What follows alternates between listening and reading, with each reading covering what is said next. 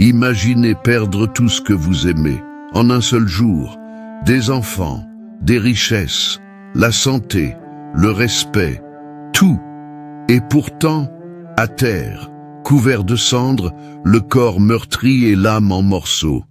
Un homme lève les yeux vers le ciel et dit « Béni soit le nom du Seigneur ». C'est l'histoire de Job. Mais ce que la plupart ignorent, c'est que derrière toute cette souffrance se cachait un secret jamais révélé. Un mystère profond, au-delà des pertes, des douleurs et des questions sans réponse. Pourquoi un homme si juste a-t-il tant souffert? Que faisait Dieu dans le silence? Et qu'a-t-il exactement dit du milieu du tourbillon? La Bible nous donne des indices, mais le point culminant n'arrive qu'à la fin, quand le Créateur lui-même brise le silence et parle à Job d'une voix qui secoue la terre et transforme tout, le secret jamais révélé de Job. Ce que Dieu lui a dit dans le tourbillon est plus qu'une histoire de résilience. C'est une révélation sur le caractère de Dieu, sur la nature de la véritable foi et sur ce qui se passe quand le ciel répond à la souffrance humaine. Rejoignez-nous alors que nous plongeons dans le parcours de Job, un homme qui a tout perdu, a affronté le silence de Dieu et est resté fidèle malgré tout. Découvrez comment la véritable foi peut résister même lorsque le ciel semble silencieux. Dans la vaste terre d'Ut, où les jours étaient marqués par un soleil ardent et la vie prospérait parmi les champs fertiles et les pâturages abondants, vivait un homme différent des autres. Son nom était Job. Ce n'était pas simplement un homme riche ou puissant, c'était un homme dont la vie attirait l'attention du ciel. Job était intègre, droit et craignait Dieu. Il fuyait le mal, comme on évite un poison, et sa réputation brillait comme une lumière au milieu de l'obscurité morale de sa génération. Il n'y avait personne comme lui sur toute la terre, et c'est Dieu lui-même qui le déclarerait plus tard. Job était père de 10 enfants, 7 fils et 3 filles. Ils étaient unis et se réunissaient souvent pour des banquets, des fêtes où ils célébraient la vie et la communion fraternelle. Les filles y participaient aussi, et tout se faisait dans l'abondance, la joie et l'ordre. Mais même dans ces moments de fête, Job restait vigilant. À la fin de chaque série de banquets, il se levait tôt et offrait des holocaustes pour chacun de ses enfants. Il se disait, peut-être que mes enfants ont péché et ont blasphémé contre Dieu dans leur cœur. Ce souci constant révèle la profondeur de sa dévotion. Sa foi n'était pas un simple rituel. Elle était vivante, engagée et remplie de craintes respectueuses. Job ne plaçait pas sa confiance dans ses biens, ni dans sa propre justice. Il plaçait sa confiance uniquement en Dieu et cherchait à lui plaire jusque dans les recoins invisibles, le cœur de ses enfants. En plus de cela, Job était un homme extrêmement prospère. Il possédait 7000 brebis, 3000 chameaux, 500 paires de bœufs, 500 ânesses et un grand nombre de serviteurs. Son domaine était vaste, son influence s'étendait sur toute la région et beaucoup le considéraient comme le plus grand homme de l'Orient. Mais ce qui distinguait vraiment Job, ce n'était pas la quantité de ses richesses, mais la pureté de son cœur. C'était un homme qui marchait avec Dieu. Son nom était synonyme d'intégrité. Aux yeux humains, la vie de Job était parfaite. Une famille unie, une prospérité constante, de l'honneur, du respect, et une foi solide comme le roc. C'était le genre de vie que beaucoup rêvent d'avoir, mais que peu obtiennent. Et pourtant, malgré toute cette abondance, Job ne s'endormait pas dans la complaisance. Il restait dans la crainte, conscient que tout ce qu'il possédait venait de Dieu. Rien ne semblait manquer. Ses enfants vivaient en paix, les champs produisaient sans disette, les serviteurs travaillaient avec ardeur, et le nom de Job était respecté à Uz. Si quelqu'un avait demandé à cette époque « Qui est l'homme le plus béni sur terre ?» beaucoup auraient répondu sans hésiter « Job, le serviteur de Dieu ». Mais il y avait quelque chose que les yeux humains ne pouvaient voir. Quelque chose se mouvait au-delà de la terre, au-delà de la vue. Et ce quelque chose n'était pas une menace terrestre, une sécheresse imminente ou une maladie commune. C'était une conversation, une réunion dans les hauts cieux, et un dialogue qu'aucun homme n'a entendu, mais qui allait changer à jamais la vie de Job. Car même pendant que Job offrait des sacrifices avec un cœur zélé pour ses enfants, une voix s'élevait devant le trône de Dieu. Une voix accusatrice. Une présence qui, encore aujourd'hui, rôde autour de ceux qui marchent avec Dieu, cherchant un motif pour détruire. À cet instant, le ciel était en mouvement. Et pendant que Job s'occupait de ses troupeaux, que ses enfants festoyaient, qu'ils s'agenouillaient en prière silencieuse, les cieux préparaient la scène pour quelque chose de bien plus grand. La fidélité de Job allait être mise à l'épreuve, non pas à cause d'erreurs, ni de péchés cachés, mais à cause de quelque chose qui dépasse toute compréhension humaine, une épreuve divine. Job ne savait rien. Aucun homme ne l'aurait su. Mais sa vie était sur le point de devenir le centre d'un conflit céleste. Ses jours paisibles seraient bouleversés, ses rêves brisés, sa foi poussée à l'extrême. Et ce qui allait arriver n'était pas seulement douleur ou perte, mais une révélation profonde, une histoire qui traverserait les siècles et toucherait les générations. L'histoire de l'homme qui craignait Dieu, l'histoire de Job. Et, comme nous le découvririons plus tard, le secret jamais révélé de Job, ce que Dieu lui a dit dans le tourbillon, ne commencerait pas par des réponses, mais par un silence, celui qui précède la tempête. Mais une conversation dans le ciel était sur le point de bouleverser tout ce que Job connaissait. À la même époque où Job s'agenouillait devant Dieu, offrant des sacrifices pour ses enfants avec un cœur contrit, quelque chose de grandiose et d'invisible se déroulait dans les cieux.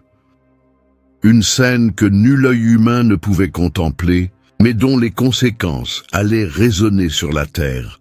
La Bible nous révèle qu'il y eut un jour où les fils de Dieu, des êtres célestes, se présentèrent devant le Seigneur. Et parmi eux vint aussi Satan, celui qui erre sur la terre, observant, scrutant, accusant.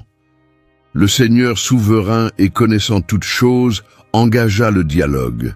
« D'où viens-tu » Et Satan répondit avec froideur, « De parcourir la terre et de m'y promener. » Ce n'était pas seulement une réponse géographique, c'était une insinuation.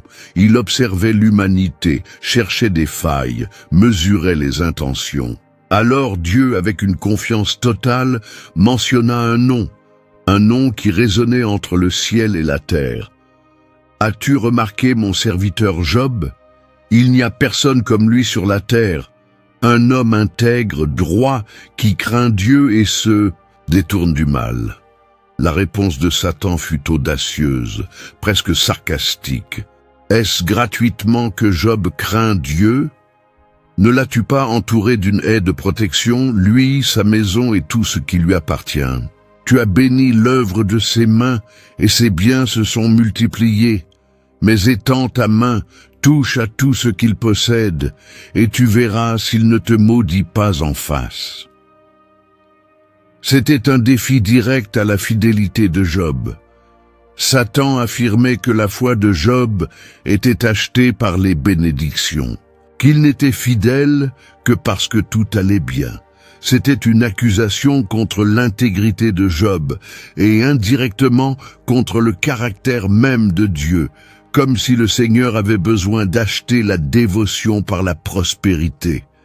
Alors, Dieu, avec une autorité et une sagesse qui dépassent toute compréhension humaine, permis que l'épreuve ait lieu. Voici tout ce qu'il possède est en ton pouvoir. Seulement, ne porte pas la main sur lui. Par ces paroles, une épreuve fut scellée dans le ciel, prête à ébranler la terre. Satan partit, autorisé à toucher à tout ce qui appartenait à Job, ses richesses, ses serviteurs, même ses enfants. Seule sa vie devait être préservée. Ainsi commença un combat invisible aux yeux, mais ressenti jusqu'au fond de l'âme. Un défi invisible, mais aux conséquences bien réelles. Un homme juste allait être mis à l'épreuve, non à cause de faute, mais à cause de sa fidélité. Un homme innocent allait affronter des pertes qui briseraient les plus forts. Satan ne perdit pas de temps. Il descendit sur la terre avec une mission claire, prouver que la foi de Job était conditionnelle. Et pour cela, il utiliserait chaque instrument de la souffrance humaine. Rien ne serait épargné. Pendant que Job dormait encore, peut-être, rêvant à ses enfants, à ses brebis en sécurité ou au rire d'un nouveau banquet familial, les engrenages du destin commencèrent à tourner dans l'ombre. Le ciel était silencieux, mais quelque chose avait changé, non par cruauté divine, mais par un dessein plus grand, un plan que les hommes ne comprendraient que bien plus tard, un secret qui ne serait révélé qu'au terme d'un long voyage. Le secret jamais révélé de Job. Ce que Dieu lui a dit dans le tourbillon commençait ici, entre les échos d'un accord céleste. Dieu faisait confiance à Job. Et maintenant, cette confiance allait être éprouvée comme l'or est purifié par le feu. Et Job ne savait rien. Il offrait encore des sacrifices, marchait encore avec Dieu, restait intègre. Mais une ombre s'approchait. Un jour ordinaire allait devenir le plus sombre de sa vie, et ainsi commença la plus grande épreuve qu'un homme juste ait jamais connue. La journée avait commencé comme toutes les autres. Le soleil se levait sur les collines d'Uz, dorant les champs qui appartenaient à Job. Les serviteurs s'occupaient du bétail, les brebis paissaient, et les enfants de Job se réunissaient dans la maison de l'aîné pour un autre banquet. Job, comme à son habitude, poursuivait sa routine silencieuse de crainte de Dieu. Il préparait peut-être les holocaustes qu'il offrirait le lendemain, comme il le faisait toujours après les festins de ses enfants. Tout semblait parfaitement en ordre. Mais ce que Job ignorait, c'est que ce jour serait le dernier de son ancienne vie. Soudain, un serviteur accourut, le visage en sueur, les yeux écarquillés, le souffle court. Tout indiquait que quelque chose n'allait pas. « Monseigneur, les bœufs labouraient et les ânesses paissaient près d'eux. Alors les Sabéens nous ont attaqués. Ils ont emporté les animaux et tué les serviteurs par l'épée. Je suis le seul à avoir survécu pour vous en informer. » Avant que Job ne puisse comprendre ces paroles, un autre homme surgit dans le champ, encore plus affolé. « Le feu de Dieu est tombé du ciel, Job. Il a brûlé les brebis et les serviteurs qui étaient avec elles. Tous sont morts. Je suis le seul survivant venu vous le dire. » Le visage de Job ne pouvait déjà plus cacher la confusion et la douleur. Mais il n'eut guère le temps de réagir, car un troisième messager arriva, la voix tremblante, les yeux remplis d'horreur. Les Chaldéens se sont divisés en 3 groupes. Ils ont envahi les champs, emporté tous les chameaux et tué les serviteurs. Encore une fois, je suis le seul rescapé pour vous en avertir. C'était comme si la terre elle-même s'était rebellée contre Job. 3 tragédies, 3 pertes irréparables. Sa richesse, sa stabilité, ses moyens de subsistance, en ruine. Mais ce n'était pas encore fini. Le dernier messager arriva. Il ne courait pas comme les autres. Il titubait. Le visage livide, les yeux embués de larmes, la voix brisée par les sanglots. Il s'arrêta devant Job et, un instant, resta sans voix. « Vos enfants, dit-il difficilement. Vos enfants étaient tous ensemble dans la maison de l'aîné. Un vent violent est venu du désert, a frappé les 4 coins de la maison, et elle s'est effondrée sur eux. Non, personne n'a survécu, mon Seigneur. Ils sont tous morts. Je suis le seul qui ait survécu. Le monde de Job s'effondra à cet instant. Rien ne pouvait le préparer à cela. Aucune prière, aucun jeûne, aucun sacrifice ne pouvait atténuer le poids d'une telle douleur. Job avait tout perdu. Ses serviteurs, sa richesse, ses ressources, et maintenant, ses enfants. 10 enfants. 10 vies qui représentaient l'avenir, la bénédiction, la joie. Tout s'était envolé en un seul jour. La douleur ne vint pas en vagues. Elle tomba comme une avalanche. Une destruction implacable. Une tempête qui balaya tout. Il ne restait rien. Et Job, l'homme le plus juste de la terre, le serviteur fidèle et craignant Dieu, il tomba à genoux. Il déchira ses vêtements, un symbole profond de deuil.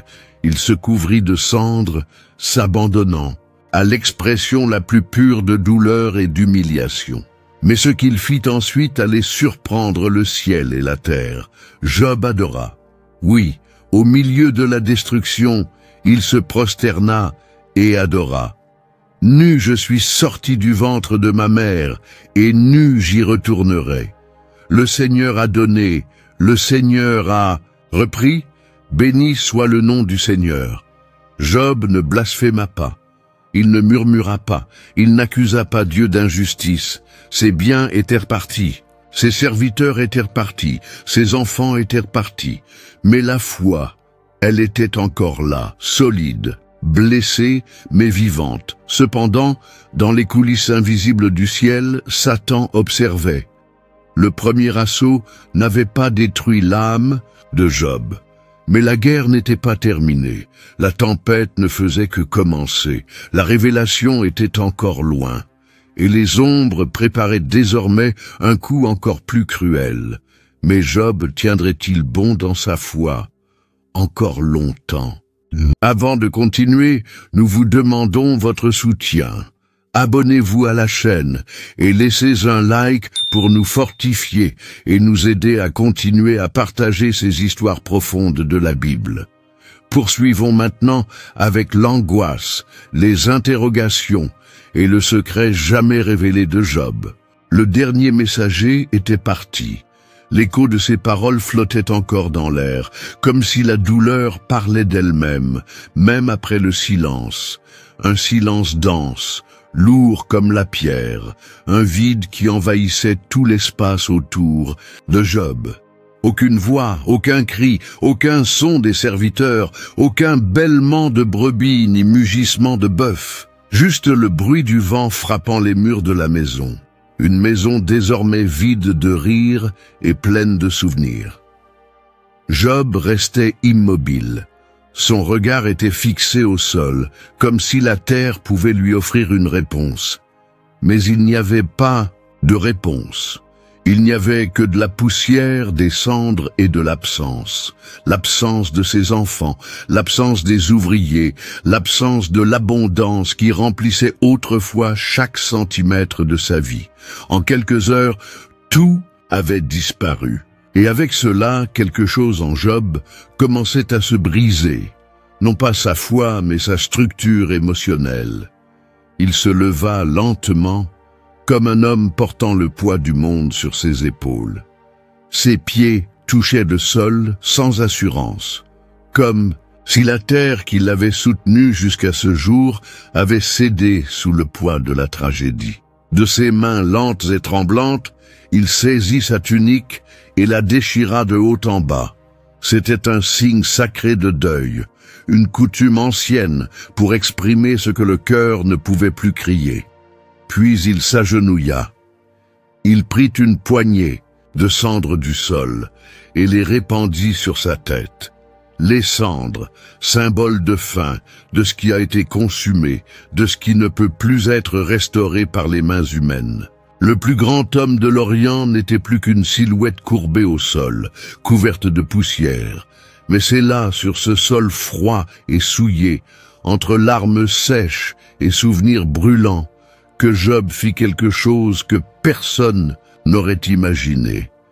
Il se courba, non pas dans le désespoir, mais dans l'adoration. Oui, l'adoration. Job se prosterna et adora Dieu. D'une voix nouée par la douleur, mais pleine de révérence, il prononça des paroles qui allaient traverser les siècles, touchant l'âme de tous ceux qui un jour souffriraient. « Nu je suis sorti du ventre de ma mère, et nu j'y retournerai. Le Seigneur a donné, le Seigneur a repris, béni soit le nom du Seigneur. » Job 1,21. C'était plus qu'une déclaration, c'était une reddition. Job ne disait pas cela comme un homme résigné, mais comme quelqu'un qui savait que Dieu restait Dieu, même quand tout lui était enlevé. Sa foi ne dépendait pas de la présence des bénédictions, mais de la présence de Dieu. C'est cette foi qui scandalise l'enfer et émeut les cieux. Une foi qui ne demande pas d'explication. Une foi qui peut encore louer, même quand tout le reste se tait. Job ne murmura pas. Il ne questionna pas, il ne pointa pas Dieu du doigt, il adora. Et c'est pourquoi la Bible déclare « En tout cela, Job ne pécha point et n'attribua rien d'injuste à Dieu. » Job 1,22. Dans le ciel, les anges observaient avec stupeur. Le trône de Dieu recevait la louange la plus pure, celle qui naît de la douleur. Et l'accusateur, qui avait misé sur la chute, voyait maintenant un homme en cendres, mais encore debout intérieurement. Le secret jamais révélé de Job restait encore caché, scellé dans les cieux. Mais il commençait à prendre forme, forgé dans le feu de l'épreuve. C'était un secret qui ne pouvait pas être compris uniquement par des mots, mais vécu dans l'âme, chapitre après chapitre. Job ignorait tout de ce qui se passait dans les cieux. Il ne savait rien de la réunion céleste, ni du défi lancé. Tout ce qu'il connaissait, c'était la douleur qui brûlait dans sa poitrine et la foi qui résistait à la tempête. Pour n'importe quel homme, cela aurait été la fin. Mais pour Job, ce n'était que le début, car même si l'ennemi avait échoué à détruire sa foi par la perte, il ne comptait pas abandonner. Il était déterminé à aller plus loin.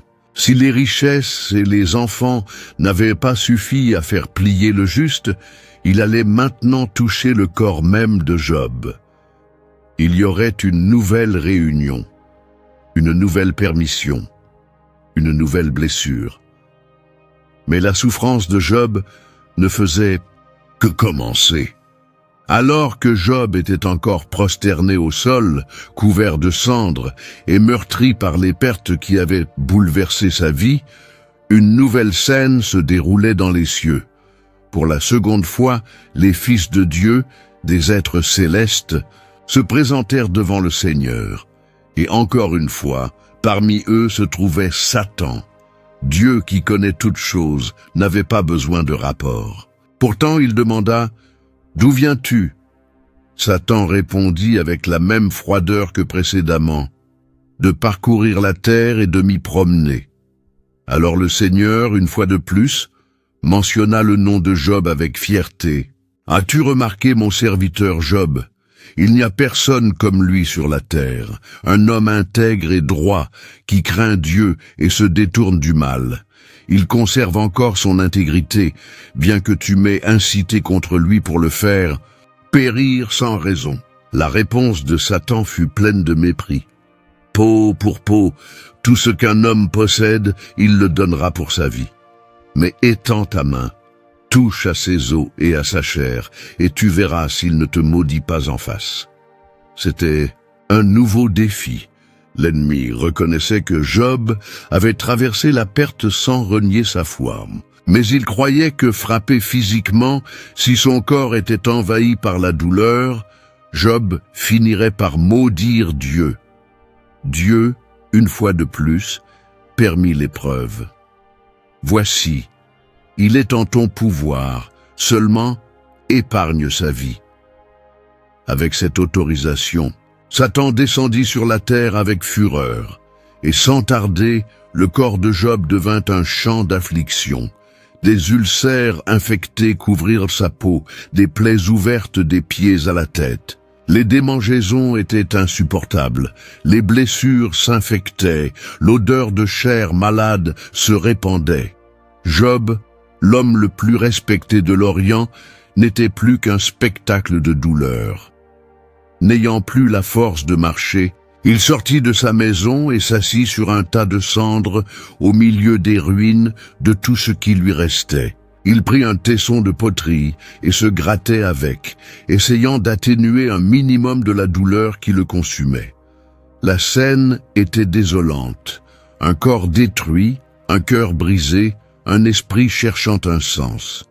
Et c'est à ce moment-là, peut-être, le plus vulnérable de sa vie, qu'il entendit la voix de celle à qui il s'attendait le moins, sa femme.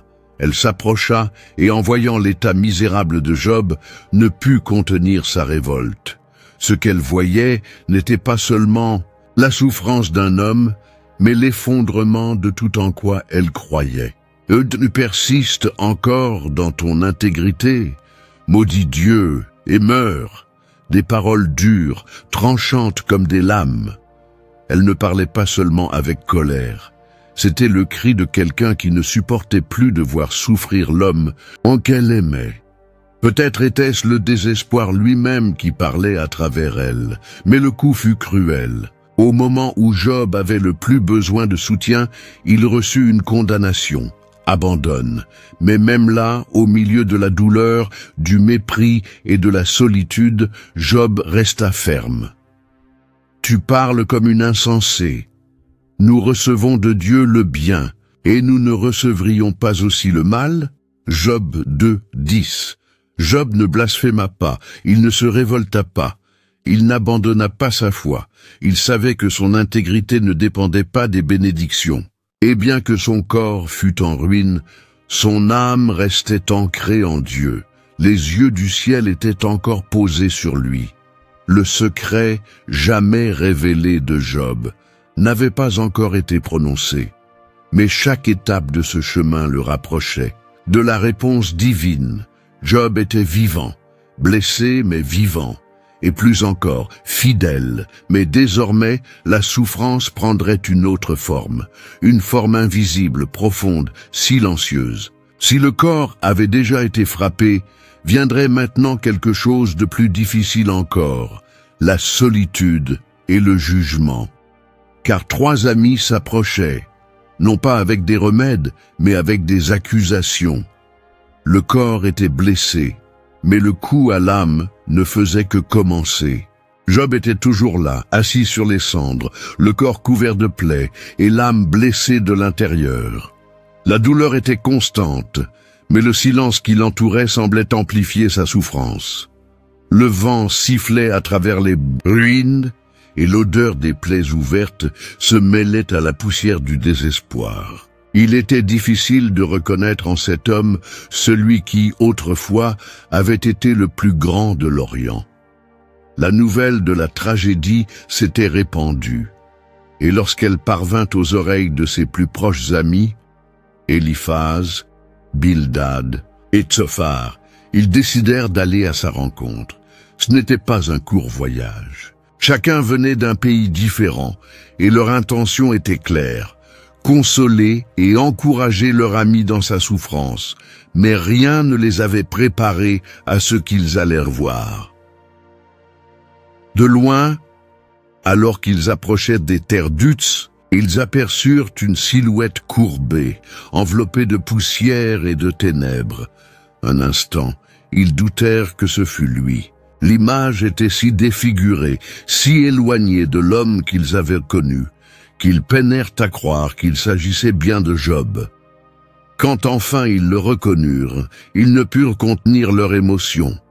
Ils élevèrent la voix en pleurant, déchirèrent leurs vêtements en signe de deuil et jetèrent de la poussière sur leur tête. Cette douleur n'était pas seulement celle de Job, c'était la leur aussi. Face à une telle misère, aucun mot ne semblait approprié. Alors ils firent la seule chose qu'ils pouvaient. Ils s'assirent à côté de lui, sur le sol, et restèrent là, 7 jours et 7 nuits, sans prononcer une seule parole. C'était un silence lourd, empreint de respect, mais aussi de crainte. Ils voyaient la grandeur tomber, la vie brisée, le juste anéanti, et ils ne comprenaient pas. Aucune explication ne semblait cohérente. Aucun argument ne suffisait. Devant la douleur que Job dégageait, même la consolation devenait fragile. Pendant ces jours, Job ne bougeait presque pas. Il grattait ses plaies, haletait parfois sous l'effet de la douleur. Ses yeux étaient fixés nulle part, comme si son esprit errait entre souvenirs et questions sans réponse. Peut-être se souvenait-il de ses enfants riants, de son épouse, à ses côtés, de la paix qui régnait autrefois dans sa maison. Tout cela lui semblait désormais lointain, comme un rêve qui s'efface au réveil. Le silence de ses amis n'était pas un mépris. C'était le silence de ceux qui avaient été profondément touchés par l'angoisse d'un autre. Mais c'était aussi le silence de ceux qui commençaient à réfléchir, et comme nous le verrons plus tard, à trop réfléchir. Ils observaient Job, le jugeaient du regard, interprétaient avec un cœur humain et limité. Et peu à peu, leurs esprits commençaient à élaborer des théories sur ce qui aurait pu faire tomber un homme aussi juste. Pour l'instant, ils ne disaient rien, mais ils pensaient beaucoup. Job, quant à lui, ressentait chaque regard. Même sans parole, il percevait le poids de leur présence. Il savait qu'ils étaient ses amis, mais il comprenait aussi que le jugement silencieux commençait à se former. C'était comme si sa douleur était désormais observée, analysée, disséquée. Durant ces 7 jours, la blessure la plus profonde que portait Job n'était plus celle de son corps. C'était celle de son esprit. Le ciel restait muet. Ses amis silencieux, Dieu invisible, et l'âme de Job vide, il n'y avait ni réponse, ni consolation, rien que des questions. Beaucoup de questions. Pourquoi, Seigneur? Qu'ai-je fait? Pourquoi tant de souffrances sans raison? La douleur physique était atroce, mais le silence, le silence, était plus cruel encore. Il résonnait en Job comme un abîme sans fin.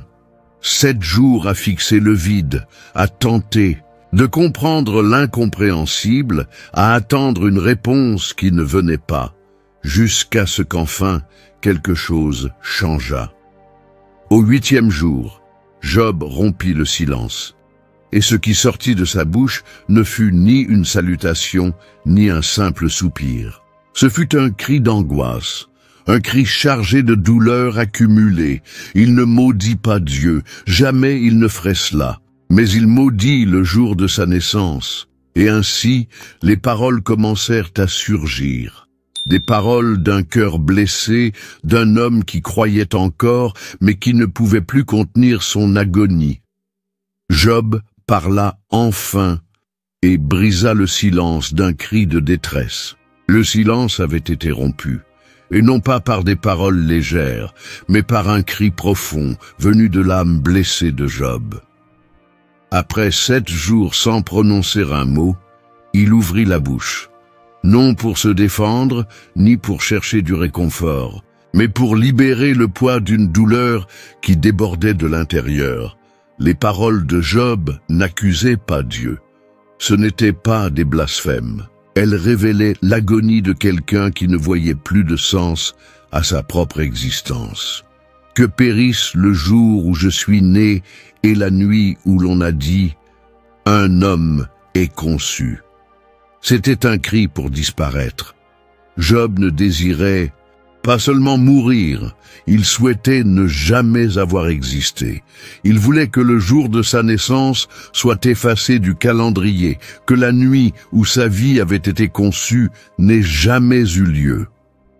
Ce n'étaient pas les paroles d'un homme révolté contre Dieu, mais celle d'un être en profond désespoir, perdu face à l'ampleur de sa souffrance. Job ne comprenait pas. Comment un homme qui avait toujours recherché la justice, qui avait craint Dieu en tout, pouvait-il être plongé dans un tel malheur? Il poursuivit. « Pourquoi ne suis-je pas mort à ma naissance? Pourquoi n'ai-je pas expiré en sortant du ventre ?» C'était une confession sincère. Il ne maudissait pas le Créateur, mais il maudissait sa propre origine. Chaque mot était comme un soupir de douleur qui trouvait enfin une voie. Job ne voulait plus continuer. Il ne voyait plus de raison. Pour lui, la vie n'avait plus de sens dans ses paroles. Il idéalisait la mort comme un lieu de repos, un soulagement pour ceux qui souffrent. Il parlait de rois, de conseillers, de princes, de serviteurs et de captifs, tous reposant également dans la tombe. Là, disait-il, les méchants cessent de troubler et les fatigués trouvent le repos. La douleur de Job était si profonde que même le repos des morts lui semblait préférable à la continuation de ses jours. Pourquoi donne-t-on la lumière aux misérables et la vie à ceux qui ont l'amertume dans l'âme? Ici, il allait au-delà de sa propre histoire.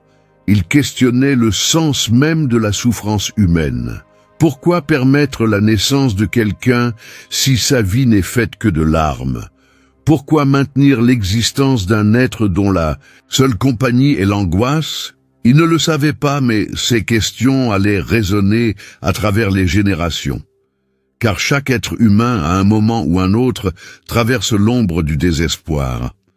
Et les paroles de Job montrent que même les plus justes peuvent tomber dans l'angoisse. Que ressentir la douleur n'est pas un signe de péché, mais d'humanité. Job conclut ce discours en disant que ses soupirs sont son pain, et ses gémissements se répandent comme de l'eau. Il est consumé par la peur, l'anxiété, l'incertitude. Ce que je redoutais m'est arrivé. Ce que je craignais s'est abattu sur moi.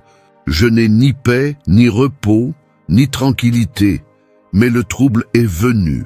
Son cri était le cri de quelqu'un qui ne comprenait pas pourquoi tout ce qu'il avait tant redouté était devenu réalité. Et bien qu'il ne le sache pas, ce moment était nécessaire. Car avant que Dieu ne parle, il fallait que Job vide son âme, et dans ce vide transparaissait ce qu'il y avait de plus authentique en lui. Mais chaque parole prononcée par Job ouvrait plus d'espace pour que cette révélation puisse émerger. Il fallait que toute apparence soit ôtée, qu'il ne reste que l'essence. Et c'est alors, après le cri de l'âme, que ses amis se levèrent enfin. Pendant 7 jours, ils étaient restés silencieux. Mais à présent, se sentant prêts, ou peut-être se croyant sages, ils commencèrent à parler, et ce qui devait être du réconfort devint un affrontement. Et ainsi, ses amis commencèrent à parler. Après le cri d'angoisse de Job, le silence des 7 jours prit fin, et celui qui parla en premier fut Éliphaz, le Thémanite. Son ton était calme, presque respectueux, mais ses paroles étaient chargées de jugement, une flèche déguisée en conseil. Si quelqu'un tente de te parler, t'irriteras-tu? Mais qui pourrait retenir ses paroles? Éliphaz commença par rappeler que Job avait été, autrefois, une source de conseil et de force pour beaucoup, qu'il avait enseigné et corrigé, soutenu les affligés. Mais maintenant que la souffrance l'avait atteint, Job s'effondrait. C'était comme s'il disait « Tu aidais les autres, mais tu n'arrives pas à t'appliquer tes propres conseils. » Puis vint la première accusation, encore voilée. « Souviens-toi, quel innocent a jamais péri, ou les hommes, droits ont-ils été détruits ?» Éliphaz insinuait que Job avait péché d'une manière ou d'une autre, car, selon sa logique, personne ne souffre sans raison. La doctrine de la rétribution, cette croyance selon laquelle les bons sont toujours récompensés et les méchants toujours punis, était le fondement de son argument. Il partagea même une vision spirituelle qu'il avait eue une nuit, quelque chose de mystérieux et inquiétant, affirmant que l'homme ne peut être juste devant Dieu, que même les anges ne sont pas entièrement purs aux yeux du Créateur. Dieu n'a pas confiance en ses serviteurs, et même à ses anges, il trouve des défauts. Par cela, il jetait sur Job une culpabilité déguisée en spiritualité. Comme s'il disait « Qui es-tu pour te croire juste ?» Dans le chapitre suivant, Éliphaz continua avec des conseils, mais sur un ton plus dur. Il affirma que les insensés souffrent pour avoir méprisé la correction divine, que le châtiment fait partie de la discipline de Dieu. Il alla même jusqu'à prophétiser qu'en s'humiliant, Job serait restauré. Heureux l'homme que Dieu corrige, ne méprise donc pas la discipline du Tout-Puissant. Dans d'autres circonstances, ces paroles auraient pu sembler sages. Mais pour un homme qui avait tout perdu sans raison apparente, qui était couvert de plaies, assis sur des cendres, et qui ne reconnaissait en lui aucune faute, elle sonnait comme du sel versé sur une plaie ouverte. Éliphaz n'offrait pas de compassion. Il offrait du jugement. Il jugeait selon les apparences, selon la logique humaine, selon ce qu'il voyait. Il ne comprenait pas que la souffrance de Job était le fruit de quelque chose de plus grand, une épreuve divine qui dépassait les lois simples de cause à effet. Ces paroles, qui auraient dû consoler, devinrent des lances. Job, déjà affaibli, devait maintenant porter le poids de l'accusation. Le réconfort qu'il espérait de ses amis devenait un fardeau supplémentaire. C'était comme si, au-delà de la douleur physique et émotionnelle, Job affrontait maintenant une douleur spirituelle, celle de ne pas être compris. Ceux qui étaient venus pour consoler creusaient, en réalité, plus profondément encore le trou de sa souffrance. Et pourtant, Job ne perdit pas sa voix. Il écouta Éliphaz en silence, mais son âme brûlait intérieurement. Il savait que sa douleur n'était pas le fruit d'un péché caché. Il savait que son cœur était intègre devant Dieu, et pour cela il ne resterait pas silencieux, caché derrière les accusations, les mauvais conseils, les tentatives humaines d'expliquer l'inexplicable. Mais chaque mot de ses amis rapprochait le moment où Job crierait non pas aux hommes, mais à Dieu lui-même, et Job ne resterait pas silencieux. Il avait quelque chose à dire. Job avait écouté tout ce qu'Éliphaz avait dit, chaque mot, chaque insinuation, chaque argument pieux dissimulant un jugement.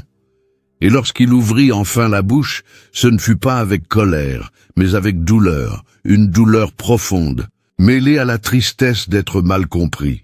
Oh, si l'on pouvait peser ma douleur et mettre en même temps ma calamité dans la balance, elle serait plus lourde que le sable des mers. Il commençait sa plainte en reconnaissant l'intensité de sa souffrance.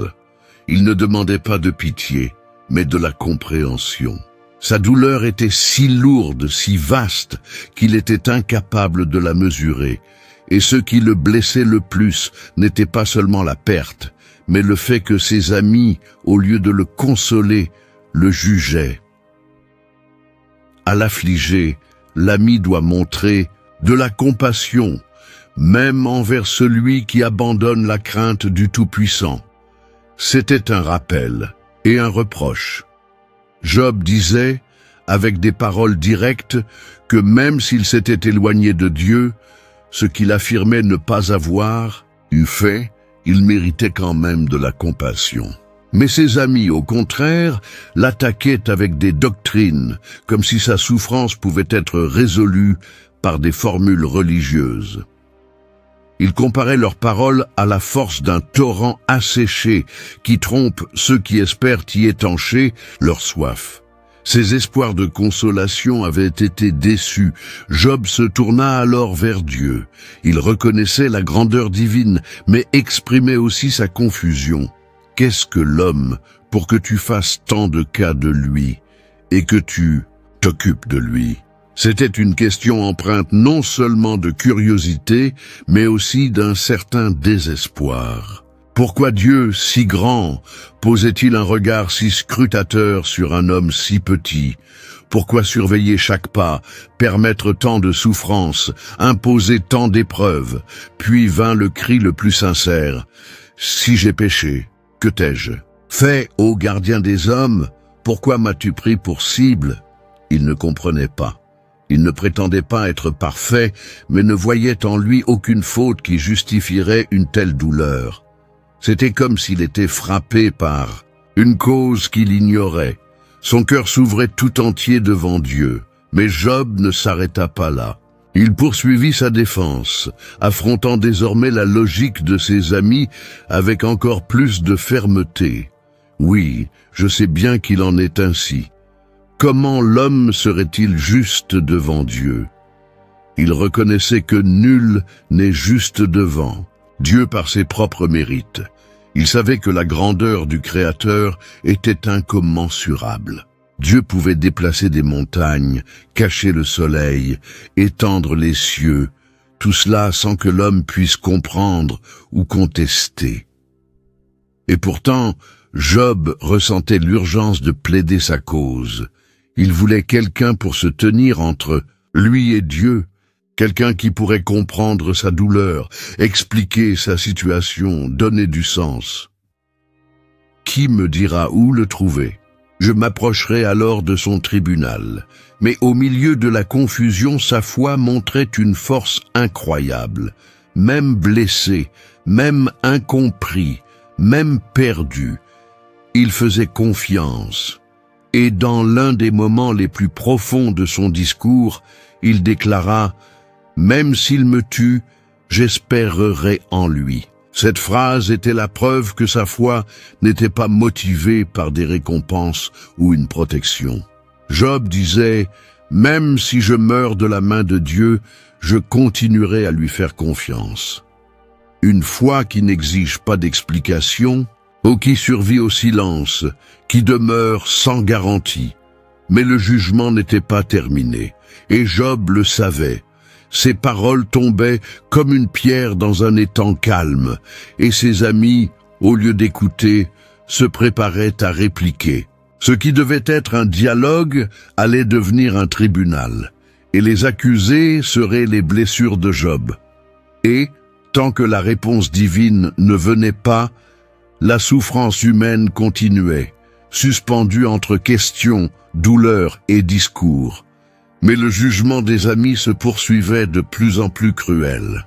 Les paroles de Job, bien que profondes et sincères, ne suscitèrent aucune compassion.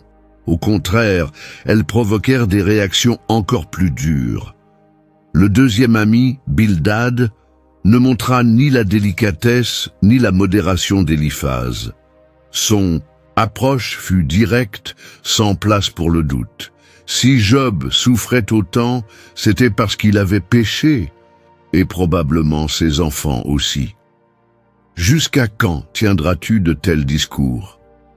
Et les paroles de ta bouche seront-elles un vent impétueux? Bildad suggérait que les discours de Job étaient vides, dénués de sens, comme le vent.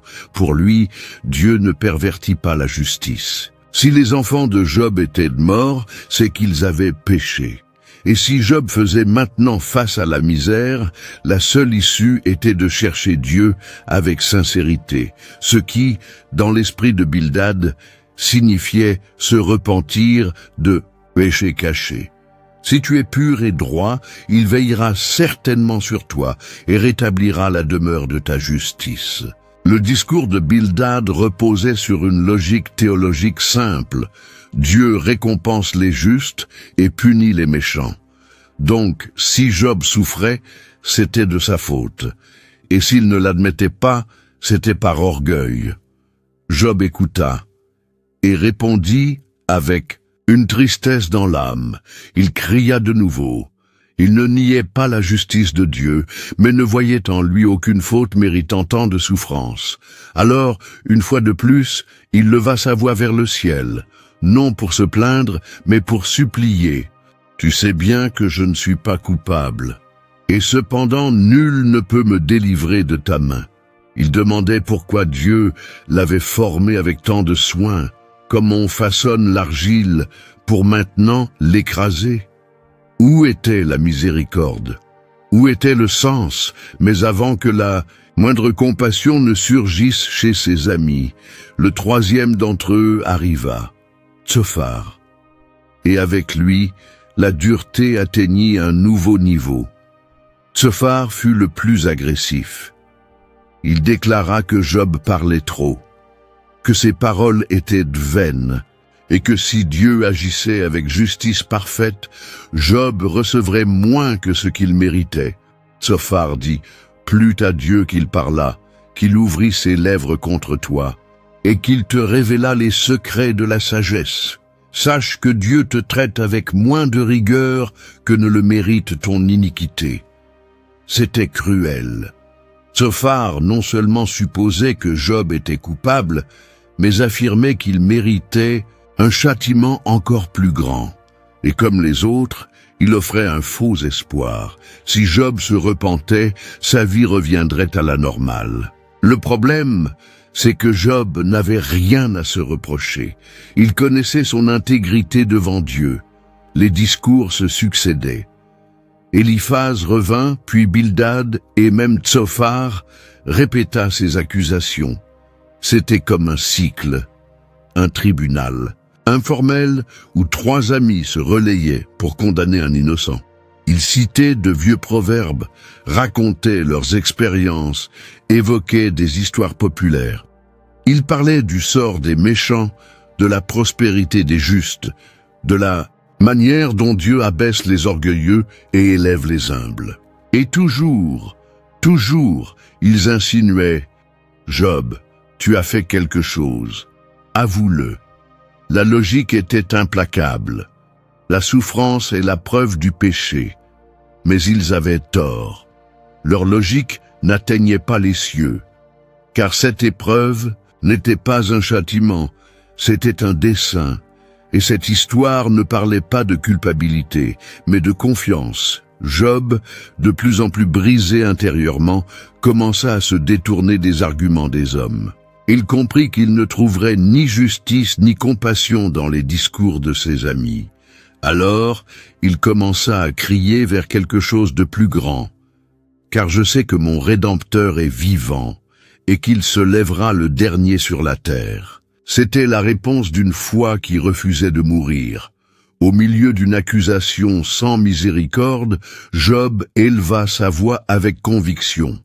Il croyait que quelqu'un, le Rédempteur, se lèverait en sa faveur. Quelqu'un au-delà de la logique de ses amis, au-delà de la religion sans compassion, au-delà du jugement humain. C'était comme si Job disait « Vous ne me comprenez pas, mais Dieu me comprend. » Et il répondra. Mais à présent, Job n'attendait plus de réponse des hommes. Il espérait quelque chose qui viendrait d'en haut, qui briserait le silence des cieux. Job, désormais épuisé, commence à crier pour quelque chose au-delà de la logique humaine. Job était fatigué, pas seulement dans son corps à cause des plaies ou du souvenir douloureux de ses enfants perdus. Il était épuisé par la logique vide de ses amis, par leurs explications froides, leurs jugements déguisés en conseils, fatigué de l'insistance selon laquelle sa douleur était la conséquence d'un péché caché. Il savait qu'il avait été intègre et sa conscience restait pure devant Dieu. C'est pourquoi, après une nouvelle série d'accusations, Job éleva la voix. Mais cette fois, non plus pour les hommes. Son cri était dirigé vers les cieux. Ce n'était pas une prière ordinaire, c'était un cri de justice. Écoutez attentivement mes paroles, que ce soit là la consolation que vous m'apporterez. Il demandait seulement à être entendu, qu'au moins une fois, ils taisent leurs conclusions et le laissent parler. Alors, Job commença à confronter la théologie de ses amis avec la réalité qu'il voyait lui-même. Pourquoi les méchants vivent-ils, deviennent-ils vieux et accroissent-ils leur puissance? C'était une question tranchante. Job regardait autour de lui et voyait les méchants prospérer, des injustes vivant en paix, accumulant des biens, élevant leurs enfants dans la tranquillité. Ils se moquaient de Dieu et pourtant semblaient bénis. Leur maison était en sécurité, leurs troupeaux se multipliaient. Où était donc la justice immédiate dont parlaient tant ses amis? Ils disent à Dieu, « Retire-toi de nous, nous ne voulons pas connaître tes voies. » Même en méprisant le Seigneur, ces hommes vivaient bien. Job ne comprenait pas. Sa vie de crainte, de sacrifice, d'intégrité, tout avait été écrasé. Et les impies, qui ne reconnaissaient même pas la main de Dieu, vivaient dans l'abondance. Comment expliquer cela? La logique de ses amis s'effondrait devant la réalité que Job décrivait. Dieu juge-t-il tous les hommes immédiatement ici-bas? Le méchant est-il toujours puni? Le juste est-il toujours épargné? Ces questions brûlaient dans le cœur de Job. Il ne voulait pas offenser, mais comprendre. C'était un cri né non de la rébellion, mais d'une foi blessée, sincère, qui osait interroger justement parce qu'elle croyait encore. La foi de Job était différente de celle de ses amis. Il ne cherchait pas à défendre Dieu avec des phrases toutes faites. Il voulait trouver Dieu, il voulait lui parler, le regarder dans les yeux si possible, et dire « Me voici, réponds-moi, dis-moi pourquoi. Oh, si je savais où le trouver, j'irais jusqu'à son tribunal. » Cette phrase est un sommet de la sincérité humaine devant Dieu. Job désirait une rencontre.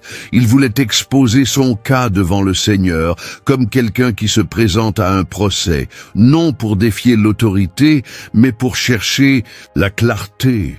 Je lui exposerai ma cause, je remplirai ma bouche d'arguments. Je connaîtrai les paroles qu'il me répondrait, je comprendrai ce qu'il me dirait. Il ne voulait pas se battre, il voulait comprendre. Le silence de Dieu était ce qui le troublait le plus. Ce n'était pas seulement la souffrance qui faisait mal, c'était l'absence de réponse. Voici, je vais en avant, et il nie, et pas, je retourne en arrière, et je ne le perçois pas. Il agit à gauche, et je ne le vois pas. Il se cache à droite, et je ne l'aperçois pas. C'était comme si Dieu était partout, mais en même temps nulle part. Job le cherchait, mais ne le trouvait pas. Et pourtant, même dans ce tourbillon de douleur et de doute, il disait « Mais il connaît la voie que je suis, et s'il m'éprouve, j'en sortirai pur comme l'or. » Là encore, c'était une foi qui ne mourrait pas. Job ne comprenait pas, mais il faisait confiance. Il savait qu'il était mis à l'épreuve, et croyait encore que quelque chose de bon en ressortirait. Que sa douleur avait un but, même s'il restait mystérieux. Il continua décrivant comment les hommes pervers oppriment les pauvres, exploitent les faibles, se cachent dans l'obscurité. Job voyait l'injustice des hommes et le silence apparent de Dieu, et cela l'angoissait encore davantage. Pourquoi le Tout-Puissant ne réserve-t-il pas des temps de jugement, et pourquoi ceux qui le connaissent ne voient-ils pas ses jours? Pourquoi ceux qui marchent avec Dieu ne reçoivent-ils pas de signes clairs de sa justice? Pourquoi ce silence? Pourquoi cette attente? Job n'avait pas encore entendu la voix qu'il désirait tant. Ses amis continuaient à l'accuser. Et le ciel n'avait toujours pas parlé, mais le ciel restait silencieux. Le silence de Dieu planait encore sur l'histoire. Job avait exprimé tout ce qu'il avait dans le cœur. Ses amis l'avaient confronté avec des paroles dures, se relayant dans des discours remplis de sagesse, qui ne faisaient que l'enfoncer davantage. Et puis, le débat s'arrêta. Éliphaz, Bildad et Tsophar se turent. Leurs arguments étaient épuisés. Ils n'arrivaient ni à convaincre Job, ni à trouver de nouvelles accusations. Job, quant à lui, ne les écoutait déjà plus avec le même intérêt. Il était à bout. et c'est dans ce silence, entre la douleur et l'épuisement, qu'une nouvelle voix s'éleva. Son nom était Élihu. Jusqu'à présent silencieux, il se présenta comme un jeune homme, plus jeune que les autres. Et c'est pourquoi il avait attendu son tour par respect pour ses aînés. Mais désormais saisi d'une sainte impatience, il ne pouvait plus se taire. « Je suis jeune, et vous êtes des vieillards. C'est pourquoi j'ai eu peur, et j'ai craint de vous faire connaître mon opinion. » Élihu parlait avec humilité, mais aussi avec conviction. Il affirmait que c'est l'esprit que Dieu met en l'homme qui donne la sagesse, non pas seulement l'âge, et que la vraie compréhension vient du souffle du Tout-Puissant. Il ne s'adressa pas d'abord à Job, mais aux 3 amis, et il les reprit. Il déclara que malgré leurs nombreux discours, ils n'avaient pas su réfuter Job. Pire encore, ils cherchaient à le condamner sans preuve. « Il n'y a parmi vous personne qui puisse convaincre Job, et pourtant vous le condamnez par vos paroles. » Puis, il se tourna vers Job, et alors, avec un ton de correction mais sans offense, il commença à jeter une lumière nouvelle sur ce que les autres n'avaient pas dit. La souffrance peut avoir d'autres buts que la punition. Pourquoi contestez-vous avec lui, disant qu'il ne rend compte d'aucun de ses actes? Élihu suggérait que Dieu parle bel et bien à l'homme, par des rêves, des visions, la douleur physique, mais pas toujours comme on s'y attend. Que parfois, la souffrance est une forme de discipline, de redirection, de protection, de l'âme. Dieu parle tantôt d'une manière, tantôt d'une autre, et l'on n'y prend point garde. Il n'affirmait pas que Job avait commis de graves péchés, comme les autres le prétendaient, mais il avertissait « Dieu est juste ». S'il permet la douleur, ce n'est pas sans raison. Cela peut être pour éviter un mal plus grand, pour enseigner, pour révéler quelque chose de plus profond. La souffrance, alors, cesse d'être une punition pour devenir un processus. Élihu exaltait la grandeur de Dieu. Il disait qu'il est parfait en connaissance, juste dans toutes ses voies, et que nul ne peut le juger. Mais il rappelait aussi que Dieu ne méprise pas l'homme, qu'il veut le bien, même lorsqu'il corrige. Voici, Dieu est grand, mais il ne rejette personne. Il est grand par la force de son intelligence.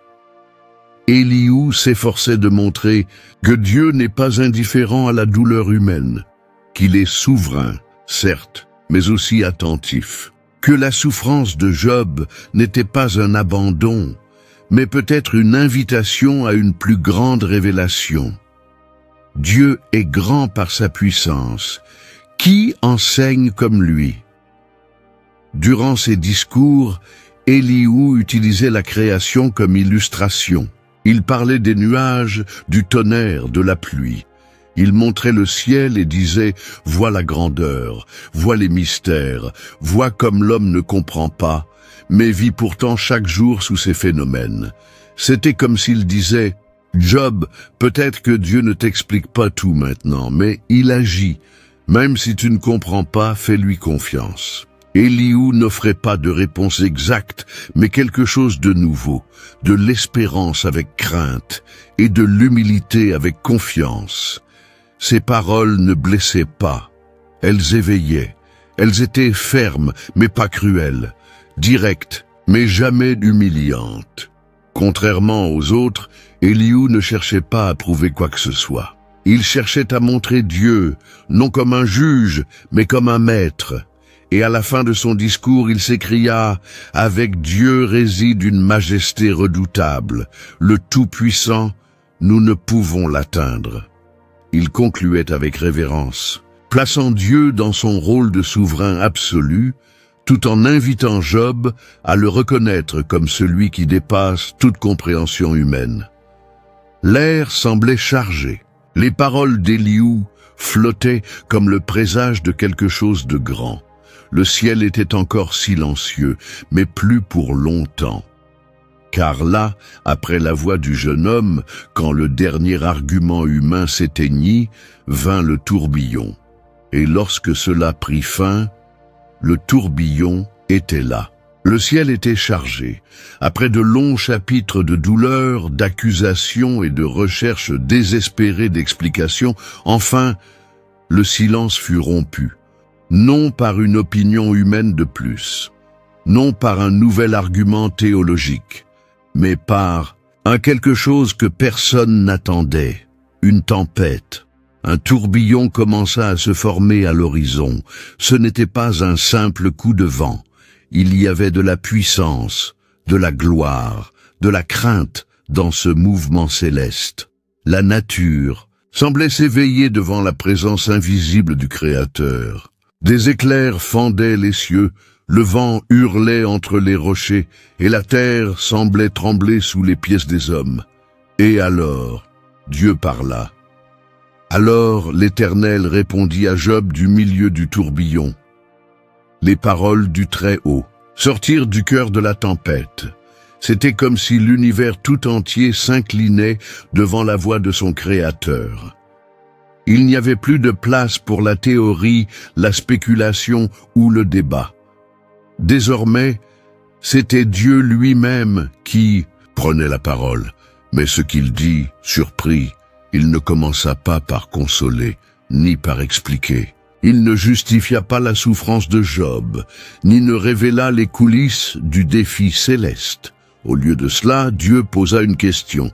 Qui est celui qui obscurcit mes desseins par des discours sans connaissance? Ce n'était pas un reproche, un colérique, mais une correction ferme. Dieu ne disait pas que Job avait péché, mais que sa perspective était limitée. Il parlait avec la voix de celui qui voit l'ensemble, tandis que les hommes n'en perçoivent que des fragments. Saint donc tes reins comme un vaillant homme.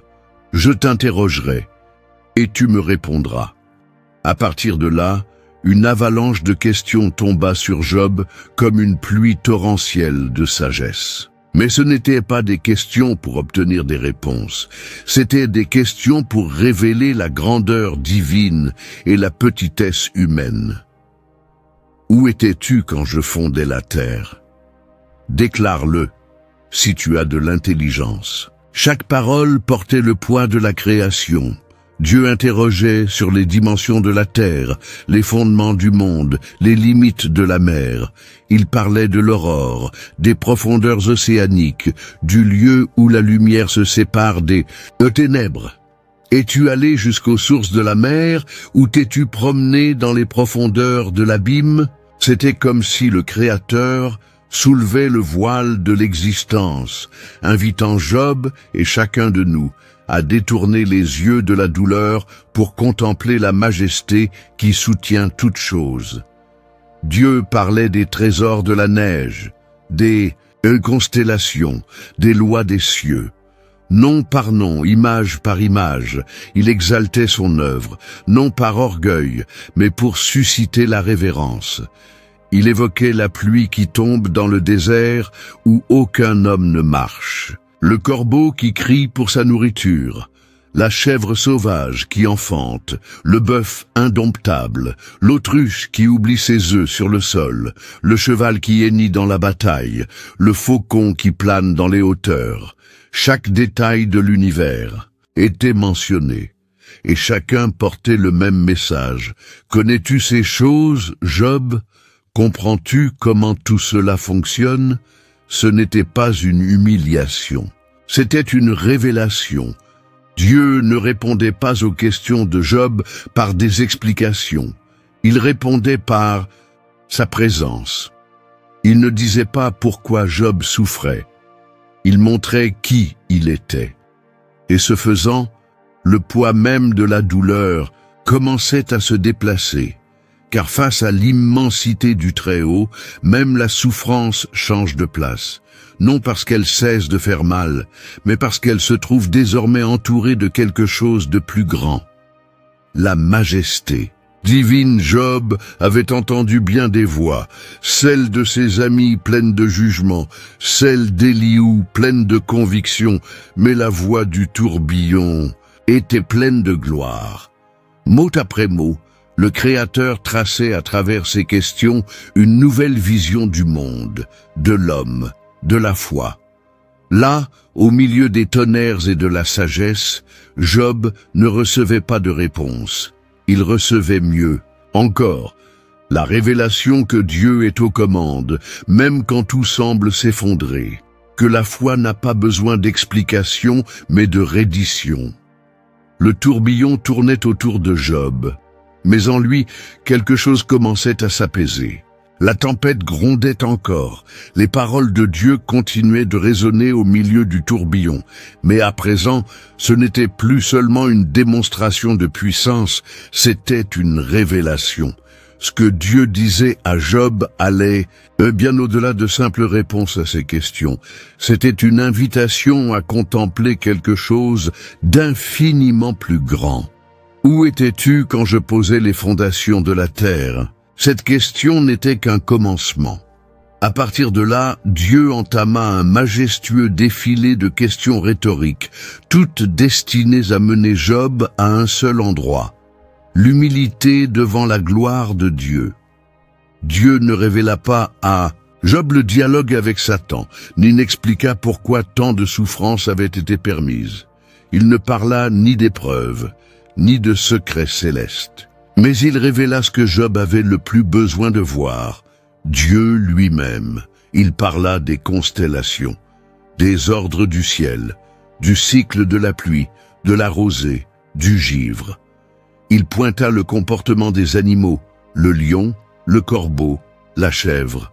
Sauvage, l'âne des montagnes, le bœuf indomptable, l'autruche, le cheval, le faucon, le crocodile. Chaque créature, avec ses habitudes et ses mystères, servait à montrer une vérité suprême. Dieu est dans tout, et tout est sous son contrôle. Qui a mis la sagesse au-dedans de l'homme, ou donné l'intelligence au cœur? C'était comme si le Créateur disait « Job, tu n'as pas besoin de tout comprendre, tu as seulement besoin de me faire confiance. » Le secret jamais révélé de Job, ce que Dieu lui a dit dans le tourbillon, était exactement cela. Ce n'était pas une explication, c'était une révélation. Dieu ne doit à personne de rapport sur ses voies, car il est Dieu, souverain, parfait, infini, et nous sommes de l'argile entre ses mains. Mais ce qui rend ce secret si spécial, c'est qu'il n'humilie pas, il transforme.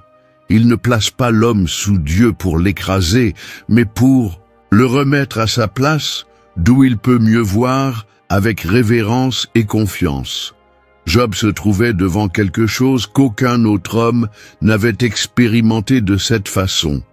Une conversation avec le Très-Haut, non pour être répondu, mais pour être façonné.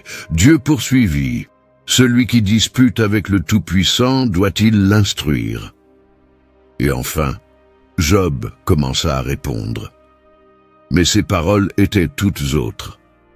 Il n'y avait plus de défense, plus de revendication de justice. L'homme qui autrefois réclamait des explications se taisait désormais. « Voici, je suis peu de choses. Que te répondrai-je? Je mets ma main sur ma bouche. » Job commençait à comprendre.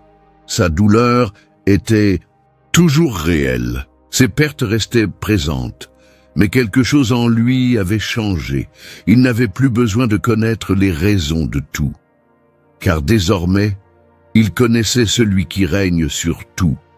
Mais Dieu ne s'arrêta pas là. Il continua à décrire la force du Béhémoth et la férocité du Léviathan, créatures gigantesques, puissantes, redoutables. Des créatures que l'homme ne peut dominer, mais qui vivent sous le regard attentif du Créateur. Son souffle fait jaillir des braises, et une flamme sort de sa bouche. À la fin, le message était clair. Si Job ne peut ni comprendre, ni maîtriser ses créatures, comment pourrait-il juger les voies de Dieu? Job avait crié, supplié, questionné, et Dieu avait répondu, non par des justifications, mais par sa présence. Le climax de cette histoire n'est pas une explication logique, mais une transformation intérieure. Le secret jamais révélé était celui-ci. Dieu n'a pas besoin d'être expliqué. Il a besoin d'être révéré. Et la vraie foi est celle qui se prosterne, même quand elle ne comprend pas. La foi de Job avait été poussée à l'extrême. Il avait tout perdu, avait été frappé dans sa chair, écrasé dans son âme, jugé par ses amis. Et maintenant, entouré par le tourbillon, il ne trouvait pas la fin de la douleur, mais le commencement d'une nouvelle vision. Le secret jamais révélé de Job. Ce que Dieu lui a dit dans le tourbillon était que l'homme ne vit pas de réponse, mais de confiance, et que devant la majesté de Dieu, même la souffrance trouve sa place. Mais qu'allait donc répondre Job après tout cela? La tempête s'était apaisée. Le tourbillon qui portait la voix de Dieu avait maintenant laissé place à un silence différent. Ce n'était pas le silence de l'absence, mais celui de la révérence. Un silence chargé de sens, où les mots n'étaient plus nécessaires, car le cœur comprenait. Job, qui avait tant parlé, ne fait désormais que s'incliner. Plus de défense, plus de justification, même plus de plainte. Seulement de la reconnaissance. Je reconnais que tu peux tout et que rien ne peut s'opposer à tes projets. Job 42, 2. Les premières paroles de Job après avoir entendu le Créateur sont un puissant témoignage. Il ne parle plus comme un homme blessé, mais comme un homme intérieurement restauré. Sa douleur n'a pas disparu. Elle est toujours là, mais elle vit maintenant dans un cœur façonné par quelque chose de plus grand que la logique humaine, la présence de Dieu. Mon oreille avait entendu parler de toi, mais maintenant, mon œil t'a vu. Ces mots contiennent l'essence de toute l'histoire. Job, cet homme intègre, fidèle, adorateur, connaissait maintenant Dieu d'une manière entièrement nouvelle. Il ne le connaissait plus seulement à travers les rituels, les bénédictions ou les traditions. Il avait vu Dieu, pas avec les yeux physiques, mais avec les yeux de l'esprit, avec un cœur éveillé par la révélation. C'est là la plus grande transformation, voir Dieu au milieu de la douleur. Job reconnaît ses limites. Il admet avoir parlé sans savoir, avoir questionné sans comprendre, et maintenant il se repent. Non d'un péché moral, mais d'avoir tenté de mesurer Dieu avec une règle humaine. C'est pourquoi je me condamne, et je me repens sur la poussière et sur la cendre. Là, dans cette même poussière et cette même cendre, où il s'était assis en deuil et en douleur, il se repent, non pas d'avoir pleuré, mais d'avoir exigé de comprendre ce qui est mystère. Et c'est à ce moment-là, dans cette profonde reddition et humilité, que la restauration commence. Dieu se tourne alors vers les amis de Job.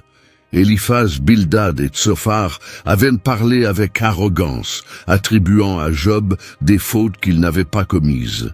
Et Dieu les réprimande. « Ma colère s'est enflammée contre toi et contre tes deux amis, car vous n'avez pas parlé de moi avec droiture, comme l'a fait mon serviteur Job. » C'est remarquable.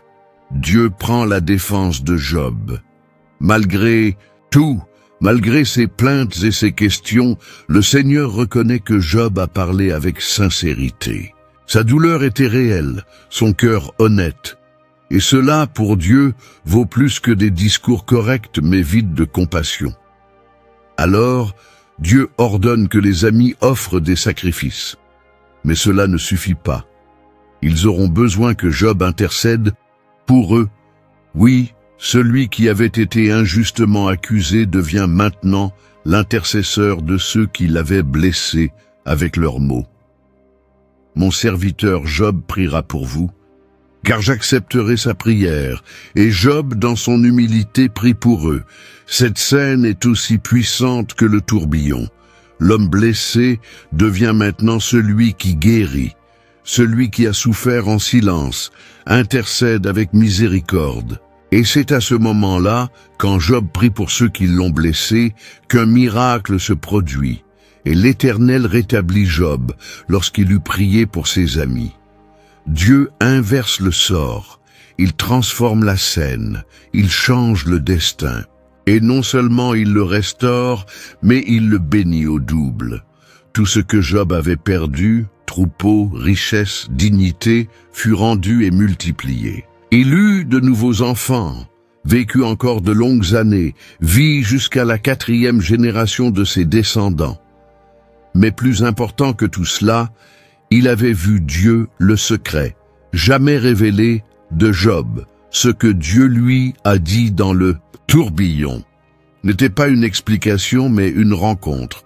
La douleur de Job fut le chemin vers quelque chose de bien plus grand, la révélation du caractère de Dieu, de sa souveraineté et de la beauté d'une foi qui résiste même. Sans réponse, Job fut restauré extérieurement, mais d'abord, il fut transformé intérieurement. Il ne fit pas que retrouver ce qu'il avait perdu. Il reçut une nouvelle dimension de foi. L'histoire se termine en paix. Mais c'est une paix différente de celle du début. Au commencement, Job était intègre et prospère. À la fin, il est intègre et brisé. Au début, il connaissait Dieu par ouï-dire. À la fin, il le connaît par la vision. Et cela est la plus grande récompense qu'un homme puisse recevoir. Nous arrivons à la fin du voyage de Job, l'un des récits les plus bouleversants, mystérieux et transformateurs des Écritures. Une trajectoire marquée par des pertes dévastatrices, le silence divin, des questionnements profonds. Et, enfin, une rencontre inévitable avec le Dieu qui parle du milieu du tourbillon. Que gardons-nous avec nous lorsque nous fermons les yeux et repensons à tout ce que Job a traversé? Nous gardons la certitude que la foi véritable n'a pas besoin de toutes les réponses. Job voulait comprendre. Oui, il a crié pour obtenir des explications. Il s'est senti perdu, injustement traité, incompris. Et Dieu ne l'a pas condamné pour cela. Dieu a écouté. Et au moment juste, il a répondu, non par des justifications, mais par sa présence. La plus grande révélation n'était pas un pourquoi, mais un qui. Le secret jamais révélé de Job, ce que Dieu lui a dit dans le tourbillon, n'était ni une formule divine, ni un code spirituel. C'était la reconnaissance que Dieu demeure Dieu, même lorsque le sol se dérobe sous nos pieds, même lorsque sa voix semble se taire. Job nous enseigne que la souffrance n'a pas toujours de logique, ni de cause visible. Mais elle n'est jamais hors de portée de Dieu. Il existe un but plus grand, même s'il reste caché. Et parfois, le processus même de la douleur est la scène où la foi est purifiée. Nous le voyons lorsque Job, au sommet de sa misère, a adoré malgré tout. Lorsqu'il a déchiré ses vêtements, s'est couvert de cendres et a déclaré « L'Éternel a donné et l'Éternel a repris, que le nom de l'Éternel soit béni. » Nous le voyons lorsqu'il a refusé de maudire le Créateur, malgré ses plaies extérieures et intérieures. Recevrions-nous de Dieu le bien et ne recevrions-nous pas aussi le mal? Nous le voyons lorsqu'il a prié pour ses amis, malgré les accusations, et c'est dans cette prière que la restauration a commencé. Nous voyons enfin que la véritable victoire de Job n'était pas la restitution matérielle, mais la transformation intérieure, l'humilité devant la gloire, la révérence face au mystère. Voici la leçon pour moi et pour toi. Quand tout semble s'effondrer, Dieu est encore aux commandes. Quand le ciel se tait, il nous voit encore. Quand le tourbillon tournoie, c'est, là à l'intérieur, qu'il parle. Le secret de Job n'était pas caché. Il se révélait chapitre après chapitre, larme après larme, jusqu'à ce qu'au sommet de la douleur, Dieu montre que l'essentiel n'est pas de comprendre, mais de faire confiance. Et quand nous faisons confiance, même sans explication, même sans réponse, le tourbillon cesse d'être un symbole de chaos pour devenir le lieu où la voix de Dieu nous rencontre. Comme Job, peut-être traverses-tu des pertes, des doutes ou de longs silences. Mais souviens-toi, Dieu parle encore. Dieu règne encore. Dieu restaure encore. Et même dans le tourbillon, il est présent. Si cette histoire vous a touché, 2 autres vidéos apparaîtront à l'écran avec des personnages bibliques qui ont eux aussi traversé des déserts et reçu des révélations. Cliquez pour regarder, abonnez-vous à la chaîne et laissez un like. Que Dieu vous parle, même si c'est du milieu du tourbillon.